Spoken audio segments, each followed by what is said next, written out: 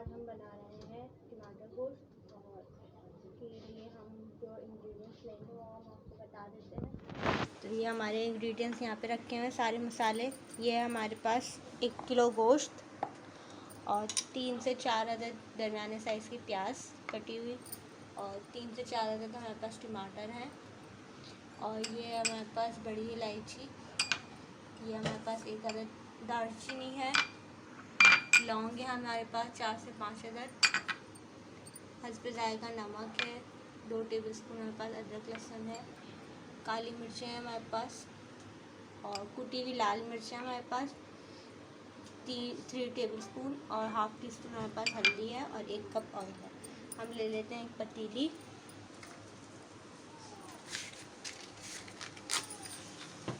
چولہا آن کر لیتے ہیں۔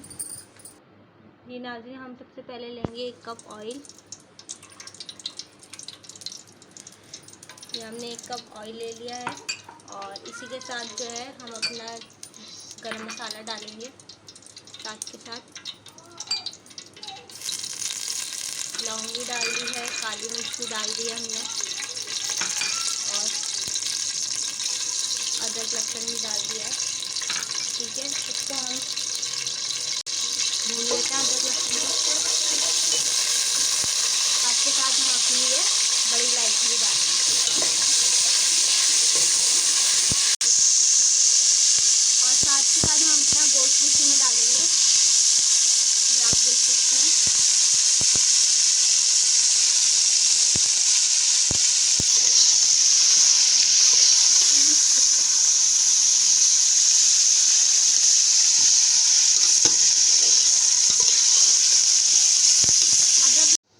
جی ناظرین، یہ ہمارا گوشت اس میں بن رہا ہے ادرک لہسن اور گرم مسالے میں، اور جیسے ہی گوشت بنے گا یہ ہمارا گوشت بن گیا۔ اب ہم اس میں ڈال رہے ہیں پیاز کٹی ہوئی، یہ آپ دیکھ سکتے ہیں ہمارا گوشت بھی، اور اسی کے مرچیں ڈالیں گے کٹی ہوئی، اور ہلدی، اور ساتھ کے ساتھ نمک۔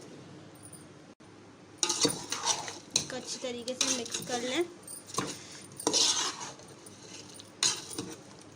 ٹماٹر اور پیاز کا پانی روک رہا ہے، اسی کے ساتھ ساتھ ہم جو ہے 2 سے 3 چمچ دہی ڈالیں گے، اور اس کو مکس کر کے، اور اس میں ہم ڈالیں گے پھر پانی۔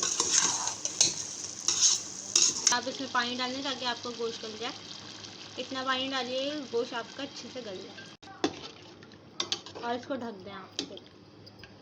جی ناظرین، یہ آپ دیکھ سکتے ہیں کہ ہمارا جو ٹماٹر کا پیاز کا پانی تھا وہ اچھے سے خشک ہو گیا ہے، اور اس کو ہم تھوڑا سا بھونیں گے تاکہ آئل اوپر آ جائے، پھر ہم اس کو ڈش آؤٹ کریں گے۔ یہ ناظرین دیکھ سکتے ہیں کہ یہ بھن گیا ہے، ہم اس کو ڈش آؤٹ کریں گے چولہا بند کر کے۔ بسم اللہ۔